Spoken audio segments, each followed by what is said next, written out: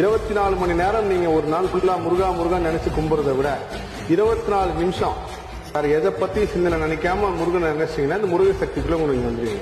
உலகத்திலேயே வேற எங்கேயுமே இருக்காத ஒரு முருகரோட செப்பு திருமணி இங்க இருக்குன்னு அது யார் செஞ்சாங்கன்னு தெரியல, எப்படி உருவாச்சுன்னு தெரியல. அதுக்கப்புறம் அவர் அமர்ந்திருக்கிற இது வந்து அமர்ந்த கோலம் தான் இருக்காரு. அந்த மாதிரி ஒரு சிலையை உருவாக்கி இருக்காங்க.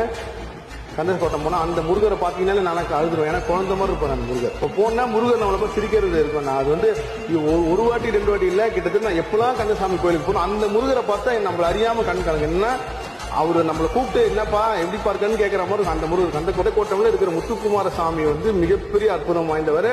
குளமும் அதுவும் முருகனால் உருவாக்கப்பட்ட குளம் தான். வாழ்க்கையில முருக பக்தன் பிறந்திருந்தா தன் குடும்பத்தோட குழந்தைங்களை கூட்டு வந்து நீ வாழ்க்கையில எப்பெல்லாம் கஷ்டப்படியோ அப்ப திருப்பூர் கந்தசாமி வருது வந்து பாருன்னு சொல்லி அந்த குழந்தைங்களுக்கு சொல்லி வழங்க. கண்டிப்பா முருகர் காப்பாற்றுவார். எல்லா புகழும் முருகனுக்கு.